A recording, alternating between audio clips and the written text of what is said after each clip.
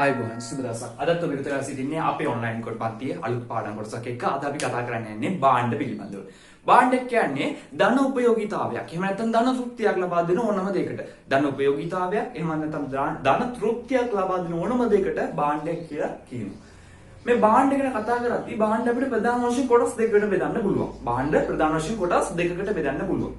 ඒ කොටස් දෙක තමයි එකක් ආර්ථික භාණ්ඩ, දෙවෙනි කොටස ආර්ථික නොවන භාණ්ඩ. ආර්ථික භාණ්ඩ සහ ආර්ථික නොවන භාණ්ඩ.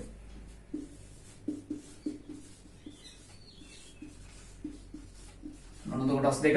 ආර්ථික භාණ්ඩයි ආර්ථික නොවන භාණ්ඩයි. අපි මුලින් කතා කරමු මේ ආර්ථික නොවන භාණ්ඩ ගැන. ආර්ථික නොවන භාණ්ඩ ගැන මුලින් කතා කරමු. ආර්ථික නොවන භාණ්ඩ කියන්නේ මොකක්ද? ආර්ථික නොවන භාණ්ඩයක් කියලා කියන්නේ ශූන්‍ය මිලක් යටතේ අසීමිතව සපයන භාණ්ඩයකට තමයි ආර්ථික නොවන භාණ්ඩයක් කියන්නේ. ශූන්‍ය මිලක් යටතේ අසීමිතව සපයන භාණ්ඩයකට කියනවා ආර්ථික නොවන භාණ්ඩයක් කියලා.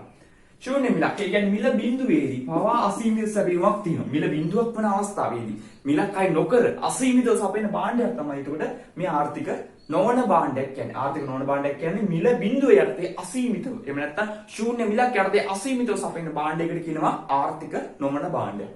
මොනවද මේ ආර්ථික නොවන භාණ්ඩ වලට උදාහරණ? හිරු එළිය. මිලක් අය කරනවද හිරු එළිය ලබා ගන්න? අපි මිලක් ගෙවනවද හිරු එළිය ලබා ගන්න? නැහැ. වැසි ජලය මිලක් ගෙවනවද? නැහැ. වැසි ජලය ලබා ගන්න මිලක් ගෙවන්නේ නැහැ. ඒ වගේම ස්වභාවික වාතය ලබා ගන්න අපි මිලක් ගෙවන්නේ නැහැ. එතකොට ඒවා අපිට හඳුන්වන්න පුළුවන් ආර්ථික නොවන භාණ්ඩ විදියට. ආර්ථික නොවන භාණ්ඩ විදියට හේතුව අපි ඒ සඳහා මිලක් ගෙවන්නේ නැහැ. ඒ වගේ මේවා අසීමිතව සපයනවා. සපයන අවස්ථාවේදී අසීමිතව සපයනවා.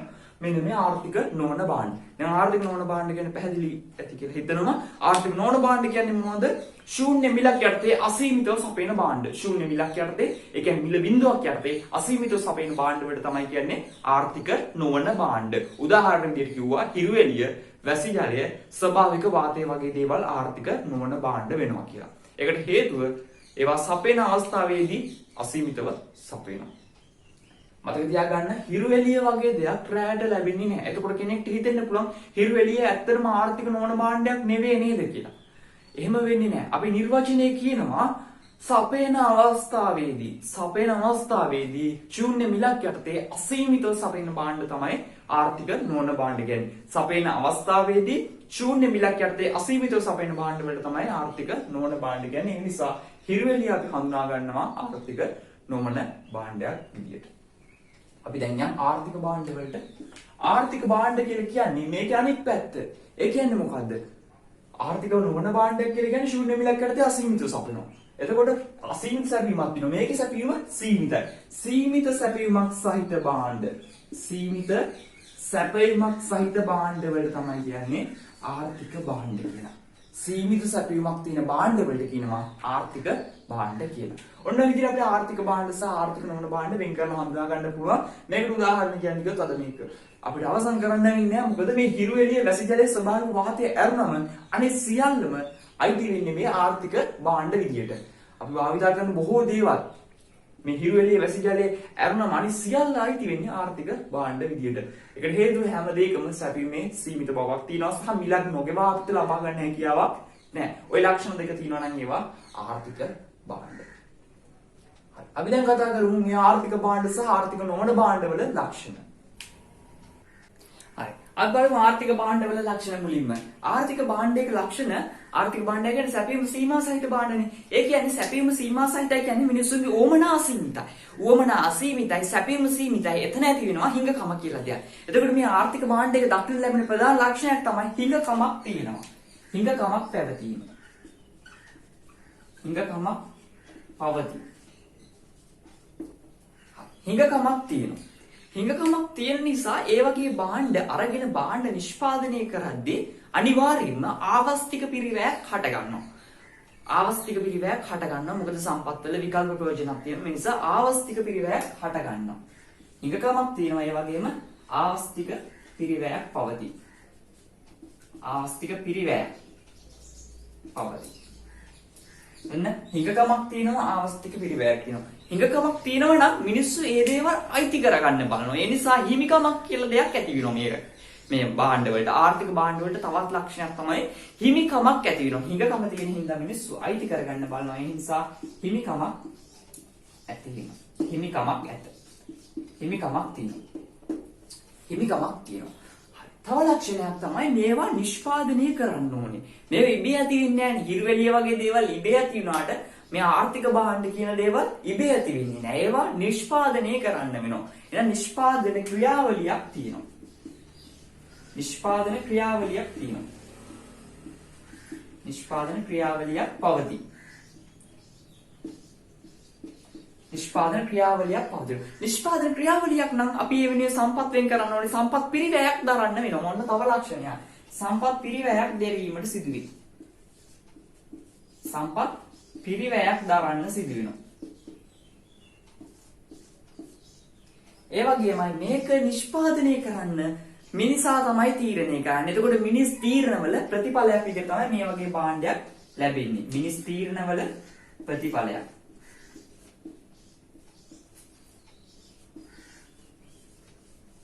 මිනිස් තීරණවල ප්‍රතිඵලයක් කියලා කියන්න පුළුවන් ආර්ථික භාණ්ඩ. හරි දැන් පැහැදිලිද ආර්ථික භාණ්ඩ වල ලක්ෂණ? මුලින්ම කිව්වා හිඟකමක් තියෙනවා.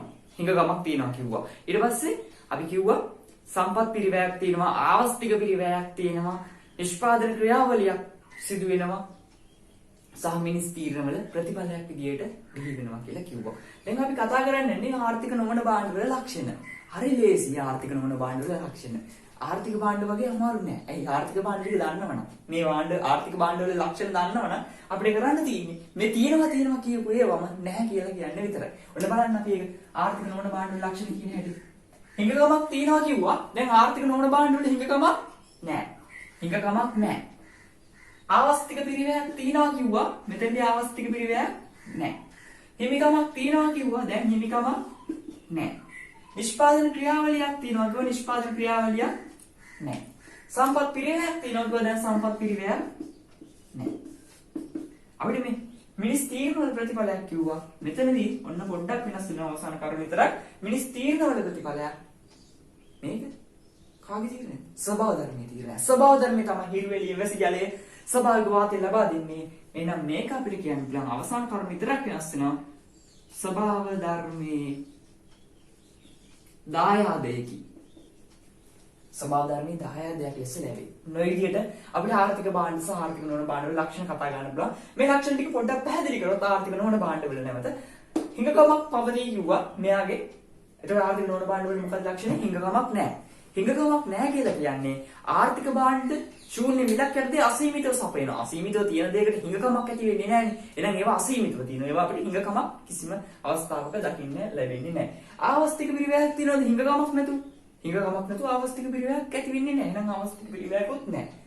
එහෙම හිඟකමකුත් නැති භාණ්ඩ අයිති කරගන්න මිනිස්සු උත්සාහ කරනවද? නැහැ. හිරුවෙලිය මගේ කියලා එකතු කරගන්න උත්සාහ කරනවද? වැසි ජලය මගේ කියලා එකතු කරගන්න උත්සාහ කරනවද? එහෙම කරන්නේ නැහැ නේද? එහෙනම් ආවස්තික පිරිවැයක් නැහැ වගේම හිමිකමක් නැහැ වගේම හිඟකමකුත් නැහැ කියලා අපිට එතනදී පැහැදිලි වෙනවා. ඒකට හිමිකමක් ඇති කරගන්න උත්සාහ කරන්නේ නැහැ හිරුවෙලියට වැසි ජලයට. මේවා කවුරුත් නිෂ්පාදනය කරනවද? කොහෙද හිරුවෙලිය නිෂ්පාදනය කරන්නේ? නිෂ්පාදනය කරන තැනක් එහෙම දන්නවද? වැසි ජලය නිෂ්පාදනය කරන තැනක් දන්නවද කොහෙද තියෙන්නේ? දැන් ලංකාවේ නැහැ වෙන රටවල වලත් නැහැ. ඒව නිෂ්පාදනය කරන්නේ නැහැ කවුරුත්. ඒවා ස්වභාව ධර්මයේ දායාදයන් විදිහට තමයි ලැබෙන්නේ. එහෙනම් නිෂ්පාදන ක්‍රියාවලියක් කිසිසේත් නැහැ. සම්පත් පිරිවැයක් දරන්න නිෂ්පාදනය කරන්න පුළුවන්. හිරුවෙලිය නිෂ්පාදනය කරන්නේ නැත්නම් අපිට ඒ වෙනුවෙන් සම්පත් පිරිවැයක් දරන්න අවශ්‍ය වෙන්නේ නැහැ. නිෂ්පාදනය කරොත් සම්පත් පිරිවැයක් දරන්නේ නෑ. සම්පත් පිරිවැයකුත් නැහැ. මිනිසාට නිර්මාණය කරන්න බෑනේ. එහෙනම් ස්වභාව ධර්මය තමයි නිර්මාණය කරන්නේ. ස්වභාව ධර්මයේ දායාදයක් විදිහට ලැබෙනවා කියලා කිව්වා. ඔන්න ඔය විදිහට අපිට ආර්ථික භාණ්ඩ සහ ආර්ථික නොවන භාණ්ඩ වල ලක්ෂණ කතා කරන්න පුළුවන්. අපි ඊළඟට කතා කරමු මේ ආර්ථික නොවන භාණ්ඩයක් ආර්ථික භාණ්ඩයක් බවට පත් වෙන විශේෂ අවස්ථා. මොනවද? ආර්ථික නොවන භාණ්ඩ ආර්ථික භාණ්ඩ බවට පත් වෙන විශේෂ අවස්ථා. විශේෂ අවස්ථා කිහිපයක් තියෙනවා. හරි ලේසි මතක තියාගන්න. මතක් කරගන්න ඔක්සිජන් වාතයේ ආර්ථික භාණ්ඩ බවට පත් වෙන. ඒ කියන්නේ ස්වභාවික වාතය මේ අපි හුස්ම ගන්න පාවිච්චි කරන වාතයේ ආර්ථික භාණ්ඩ බවට පත් වෙන විශේෂ අවස්ථා තියෙනවා. අපි කියවනේ ඒක ආර්ථික නොවන භාණ්ඩයක් කියලා. ස්වභාවික වාතය කියන්නේ ආර්ථික නොවන භාණ්ඩයක්. නමුත් ඒක ආර්ථික භාණ්ඩයක් බවට පත් වෙන විශේෂ අවස්ථා තියෙනවා. ඉතින් කල් තරණය කරන්න යද්දී ඒගොල්ලන්ට අවශ්‍ය ස්වභාවික වාතය කණු මුදුනට යද්දී නැති වෙනවා. එහෙනම් ඒගොල්ලෝ මොනවද කරන්නේ? ඔක්සිජන් ටැංකිය අරන් යනවා. ඒ විදිහට ඔක්සිජන් ටැංකිය අරන් යනවා නම් කිමිදුම් කටයුතු සඳහා ඔක්සිජන් ටැංකියක් අරන් යනවා නම් එහෙම නැත්නම් රෝගීන් සඳහා ඔක්සිජන් මාතය ලබා දෙනවා නම් අන්න එවැනි අවස්ථා තුනක් කිව්වා. ඒ අවස්ථා තුනේදීම රෝගීන් සඳහා ලබා දෙන ඔක්සිජන් මාතය, කිමිදුම් කරුවන් ලබා ගන්නා ඔක්සිජන් මාතය, සංකන්තරණය කරන්නම් රැගෙන යන ඔක්සිජන් ටැංකිය වලින් ලබා ගන්නා ඔක්සිජන් මාතය කියන අවස්ථා තුනේදීම අපිට හඳුනා ගන්න පුළුවන් ඔක්සිජන් මාතය ආර්ථික භාණ්ඩයක් බවට පත් වෙන අවස්ථාවක් විදියට. ඒතර අවස්ථා තුනක් කිව්වා. කිමිදුම් කරුවන් ලබා ගන්නා ඔක්සිජන් මාතය, කඳුතරණය කරන්නම් ලබා ගන්නා ඔක්සිජන් මාතය සහ රෝගීන් සඳහා ලබා දෙන ඔක්සිජන් මාතය ඒවා එවැනි අවස්ථාවලදී ආර්ථික භාණ්ඩයක් බවට පත් වෙනවා. ඒ ටැංකිය වලට ඔක්සිජන් මාතය පුරවන්නේ මිනිසා විසින්. ඒවා අවස්ථාවක ඒවා ආර්ථික භාණ්ඩ බවට පත් වෙනවා. ඒවා අසීමිතව නැහැ. ඒවා සීමිතයි. ඒවා අසීමිතව නැහැ. ඒවා සීමිත ප්‍රමාණයක් තියෙන්නේ. අවසාන වශයෙන් තවත් කරුණක් කියන්න පුළුවන්. අපි පාවිච්චියට ගන්නවා බෝතල් කළ පානීය ජලය. බෝතල් කළ පානීය ජලය ගත්තොත් ඒකත් මේ හතරවෙනි කරුණදී අපි කතා කරන බෝතල් කළ පානීය ජලයත් අයිති වෙන්නේ ආර්ථික නොවන භාණ්ඩයක් ආර්ථික භාණ්ඩයක් බවට පත් වෙන විශේෂ අවස්ථාවක් විදියට. ඒ වගේම අපි ටැප් එකෙන් වතුර ගන්නවා නම් ලිඳක් හාරලා ඒ තුලින් වතුර ගන්නවා නම් ඒ හැම අවස්ථාවකම අයිති වෙන්නේ මොකක් යටතද? ආර්ථික නොවන භාණ්ඩයක් ආර්ථික භාණ්ඩයක් බවට පත් වෙන විශේෂ අවස්ථාවක් විදියට අපි ඒ සඳහා මිලක් ගෙවනවා. ටැප් එකෙන් වතුර ගන්නවා කියන්නේ අපි වෝටර් බෝඩ් එක හරහා වතුර ගන්නවා කියන්නේ අපි මේ අවස්ථාවේදී ඒ සඳහා මිලක් ගෙවනවා. ලිඳක් හාරලා වතුර ගන්නවා කියන්නේ ලිඳ හැරීම සඳහා පිරිවැයක් ගන්නවා. ඒවා අයිති වෙන්නේ සියල්ල බෝතල් කළ පානීය ජලය ඒ සියල්ල අයිති වෙන්නේ මොනවටද? ආර්ථික නොවන භාණ්ඩ ආර්ථික භාණ්ඩ බවට පත් වෙන විශේෂ අවස්ථා යටතේ. හැබැයි අපේ ගේ ගාවින් ගඟක් ගලාගෙන ඉන්නවා අපි ගඟෙන් වතුර ටික බොනවා නම් ඒ අවස්ථාවේදී එහෙම නැත්නම් ගඟෙන් වතුර ගන්නවා නම් කිසිදු පිරිවැයකින් තොරව අපි ගිහිල්ලා වතුර බීලා එනවා නම් ගේ හැපෙත් නම් තියෙන ගඟ ඒ වගේ අවස්ථාවකදී ආර්ථික භාණ්ඩයක් විදිහට සලකන්නේ නැහැ.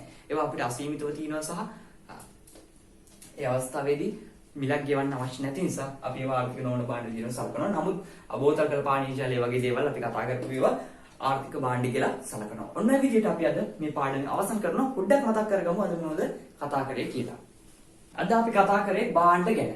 භාණ්ඩ ගැන කතා කරද්දී මුලින් නිර්වචනය කරා භාණ්ඩයක් කියලා කියන්නේ ධන තෘප්තියක් එහෙම නැත්නම් ධන උපයෝගීතාවයක් ලබා දෙන ඕනම දෙයක් භාණ්ඩයක් විදිහට සැලකුවා. ඒ භාණ්ඩ කොටස් දෙකකට බෙදුවා. ආර්ථික භාණ්ඩ සහ ආර්ථික නොවන භාණ්ඩ කියලා. ආර්ථික භාණ්ඩයක් කියලා කිව්වේ සැපීමේ සීමිත බවක් දක්නට ලැබෙන භාණ්ඩයක්. ආර්ථික නොවන භාණ්ඩයක් කියලා කිව්වේ ශූන්‍ය මිලක් යටතේ අසීමිතව සපයන භාණ්ඩයක්. ආර්ථික නොවන භාණ්ඩ වලට අපි උදාහරණ විදිහට කිව්වා හිරු එළිය, වැසි ජලය, ස්වභාවික වාතය වගේ දේවල් ආර්ථික නොවන භාණ්ඩ කියලා. ආර්ථික භාණ්ඩ විදිහට සැලකුවා අනිත් සියලුම භාණ්ඩ. ඊට ආර්ථික භාණ්ඩ සහ ආර්ථික නොවන භාණ්ඩ වල ලක්ෂණ කතා කරා. ආර්ථික භාණ්ඩයක තියෙන ලක්ෂණ තමයි හිඟකමක් තියෙනවා, හිමිකමක් තියෙනවා, සම්පත් පිරිවැයක් තියෙනවා, ආවස්තික පිරිවැයක් තියෙනවා. මිනිස් තීරණවල ප්‍රතිඵලයක් විදිහට තමයි ඒවා නිර්මාණය වෙන්නේ. නිෂ්පාදන ක්‍රියාවලියක් තියෙනවා කියලා කිව්වා. ආර්ථික නොවන භාණ්ඩ වල ලක්ෂණ ඒකෙම අනිත් පැත්ත තමයි කතා කරේ. හිඟකමක් නැහැ, හිමිකමක් නැහැ, සම්පත් පිරිවැයක් නැහැ, ආවස්තික පිරිවැයක් නැහැ.